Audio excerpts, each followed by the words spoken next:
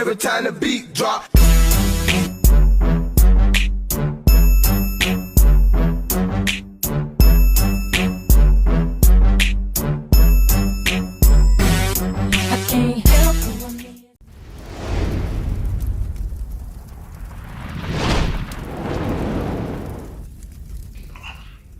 What's up, everybody? It's your boy Josh Showtime. This is Showtime's Fight Forum, and I'm excited, y'all. I'm hyped and I'm excited, ecstatic, whatever the heck you want to say. And the reason why is because we have a fun, star-studded pay-per-view coming up. I mean, I'm being honest with you. I'm really hyped because we haven't had like a pay-per-view of this magnitude in a little bit, in my opinion. Like I can't think of the last time we've had a super big fight in like maybe a year or two. This is gonna be it. All right. Obviously this is main carded by main evented by Jon Jones and Ciryl Gane. Crazy fight. This is UFC 285. I mean, we could just go ahead and get into it because there's so many fighters, and I can't even talk about all the ones that's happening here. Okay, so like we have Derek Brunson coming back, and he's fighting. I butcher his name all the time because it is really like it's hard name to say. So I'm gonna say DDP. All right, DDP, who's on a 5-fight win streak. I cannot wait to see that. We got Cody Garbrandt coming back. All right, versus Trevion Jones, and this is kind of a sad thing because whoever loses this fight is gonna honestly get cut. It's simple and plain. I'm only gonna do the main card, and you already know I'm doing my vote. I'm into my votes, my picks, and I've been really well, man. I'm telling you. Once again, if I got you some money, that cash app, bro, Showtime Sanders. Make sure you break me off just a little bit. All right, and also same thing. You can find me at Showtime Sanders as well on my Venmo. Either or. Zeta, we can talk later. Now, let me talk a little bit about the Cody Garbrandt thing because this is a little interesting to me. So they're giving Cody a gimme fight, simple and plain. This is a gimme, but if you lose this one, you really don't have it anymore. And the fall from grace from Cody Garbrandt is honestly one of the more disappointing and sad situations in UFC history. You got to think like the way he did to Dominick Cruz was very, very, very, very surprising to everyone. Like we knew he had talent. But at one point, he was embarrassing Dominick Cruz. And I'm one of the few people who say y'all overrate that performance a little bit because y'all make it seem like he outclassed Dominick, which I don't believe was the case. I always have said that this was a very close fight. That fight was super close. Well, did the right man win? Absolutely. Cody Garbrandt won that fight. I mean, that 10-8 round secured the victory.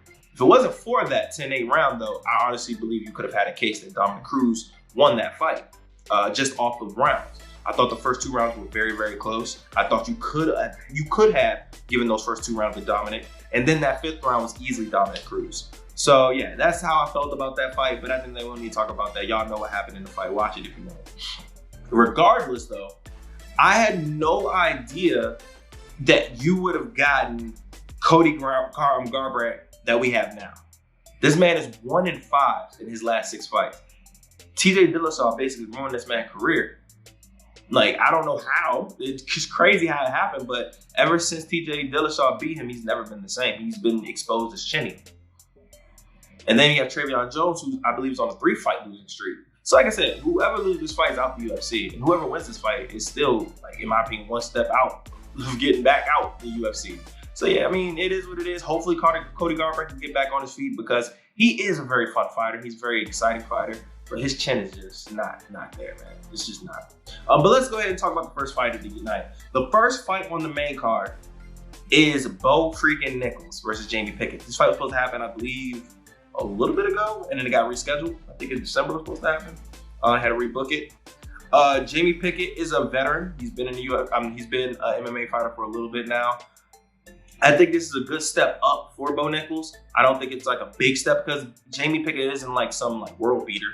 But at the same time, it should be enough to once again show us like, all right, this dude is actually a top 15 fighter maybe. Like if he washes through Jamie Pickett, that's not to say he's like the best in the world, no. But it does say that he possibly can fight the top 15 opponent next or within the next 2 fights. So I'm excited to see it. Bo Nichols, if you don't know who Bo Nichols is, he's one of the greatest American wrestlers in college history. One of the more dominant wrestlers in college history. He's phenomenal. Like he wasn't good enough to be a Jordan Burroughs or Kel Sanderson. However, he's the step below that. He is the step below that when it comes to American wrestling. That man is elite. He's the elite of the elites. That's what I like to say. Because you have the elite. Like, to me, an elite wrestler would be like, oh, you're a national champion. Cool. We never hear from you. Elite of the elite is if you go against other elite wrestlers and you still beat them. He's been that guy. So, and athletic as hell. And he's able to transition into the striking game pretty well. He's going to be a dangerous guy to look out for. How I see this fight going, I'm going to trust the talent and say that it's going to be a mauling by Bo Nichols in the first round, by whatever the hell he wants. I believe that he is going to take this to the ground, though.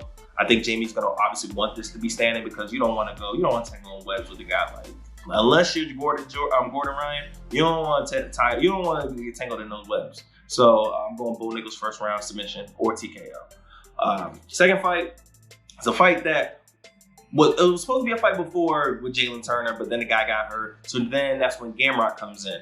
This fight is good, is like sneaky good. And the only reason I'm saying sneaky is because not too many people are talking about it because Jon Jones is taking over the headlines. But this is a good fight. Jalen Turner has been the man at 150. 155, he has been dominating. Okay?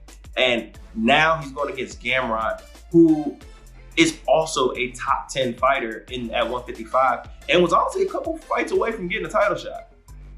This is the young beast at 155 that are coming up that's trying to fight these older beasts, but now they got to fight each other. And it's going to be a very interesting way. We're going to see how this goes. Gamera is a wrestler. He likes to wrestle very, very much. But at the same time, he has really good takedown defense. We saw that in his last fight. But he can get worn down. He can get a little tired. But this is a 3-round fight, so I don't think that this is going to be in the cards for this fight. Jalen Turner, we already know this man's like, what, 6'3", 6'4"? Got an extremely long reach. I don't know how the hell he makes it. He has really good power, but he also has good submissions. We just found out as well. I mean, it's close to a pick-up fight, but I'm going to pick Jalen Turner for like I'm gonna say 2 or 3 reasons. My biggest reason is the fact that Gamera is a late replacement. I don't like picking on late replacements, especially versus a guy as good as Jalen Turner. It's a great turnaround for Gamera, but it's a tough as somebody that is long and is rangy and that packs power like a Jalen Turner does. So I'm going to say Jalen Turner is going to win by a 2nd round TKO knockout. All right, let's go. We on money roll now. All right, so this one is also another fight where this guy has a lot of potential. This guy, it could very well be, like, realistically, the best 170-pounder in the world. But we're going to have to find out because he's going to get some very tough tests in Jeff Neal. We already know Jeff Neal is a top 15 170-pounder. He packs power. He can knock out anybody. Very good stand-up. Decent takedown defense. But he's going against a guy in Shavrat and Rachmanov, who's freaking phenomenal everywhere. Great striking, very precise in his striking, very good wrestling and submission. We saw what he did with Neal Magny. Absolutely beat him easily. Okay, cool. Who's next? Not a scratch on him. If he can do that with Jeff Neal, I don't know, man. We might have to just bump him up to the top 3 or just get this man top. I don't know. I'm high on Jeff Neal. I think Jeff Neal is excellent. If he just walks through this, man, I don't know. I don't know what to tell you, bro. Give him Kobe. But Kobe's acting like he's ducking everybody. But you gotta give him Kobe next. Or he needs to get a title shot whoever wins that fight. Because Chimaev isn't coming back to 170, I don't think. So we need a new dog in there. And this man is a dog. Like a dog of dogs. But yeah, I'm gonna say that this will be a tough fight for him because this is a big step up for Rachmanov. And the reason why I say it's a big step up, no disrespect to Neal Magny, but I just think that Jeff Neal offers more danger in the standard department than Neal Magny does. All right, I think Neal Magny is a fighter who's good pretty much everywhere, but he's not excellent anywhere. Jeff is an excellent striker, so this will be a tough task for him. And he's very strong and athletic. So I'm going to say that Rachmanov is going to get tested, but he will win this fight by decision. I don't think he's going to get a finish here. But if he does, good luck, 170. Good luck, guys. Now, we're on to the co-main and the main event. The co-main, is going to be Valentina Shevchenko versus Alexa Grosso.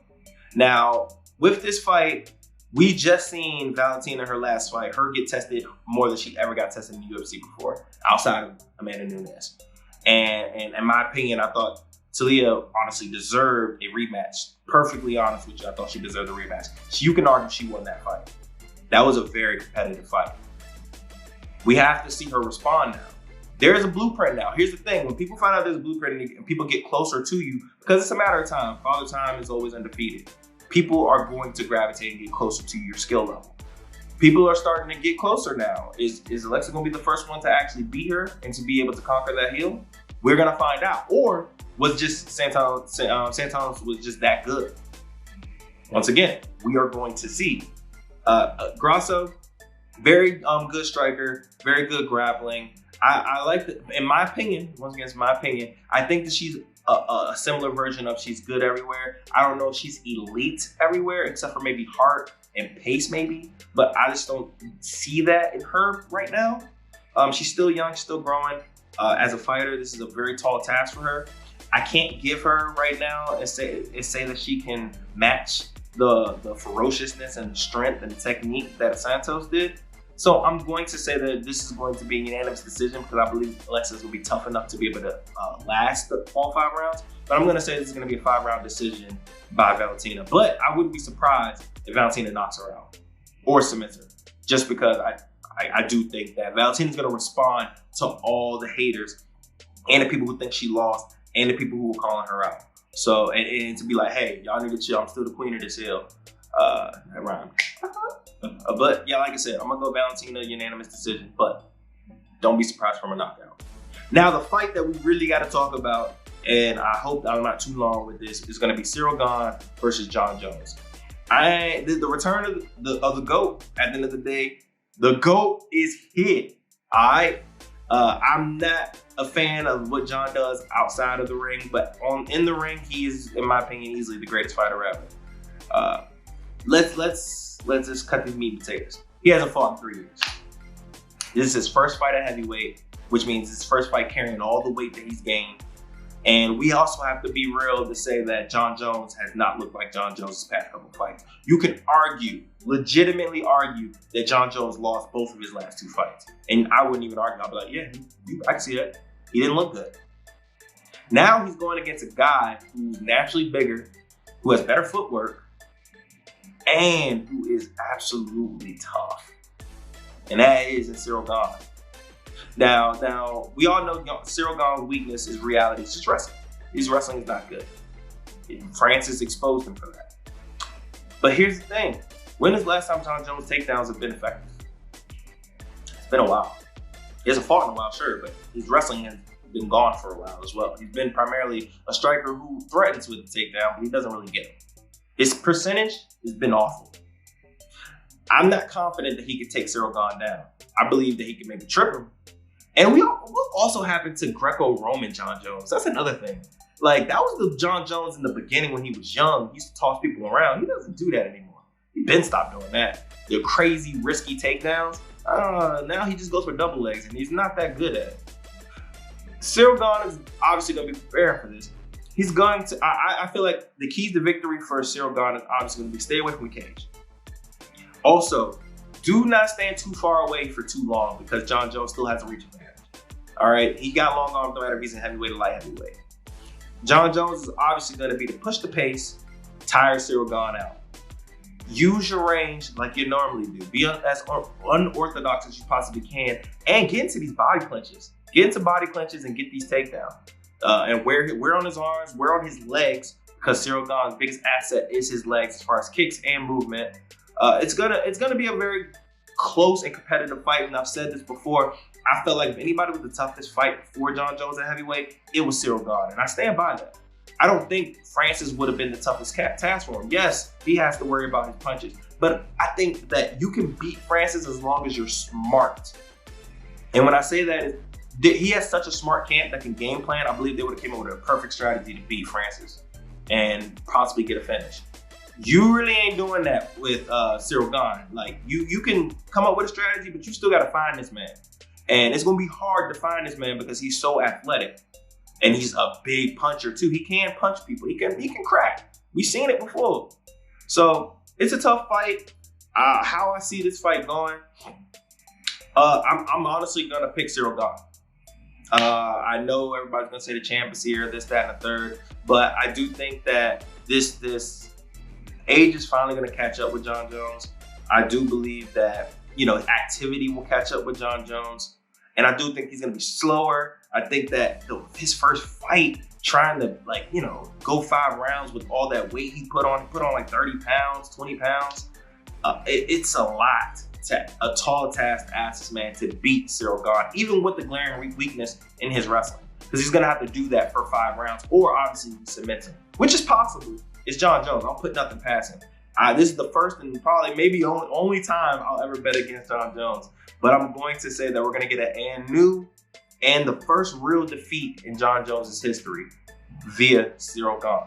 But I want to hear what you guys think, man. I'm going, that's really risky because Jon Jones is the GOAT, but that's the hill I'm dying on right now. But as always, man, make sure you like, subscribe, and comment. Thank you guys for listening as always, and make sure y'all stay blessed, y'all.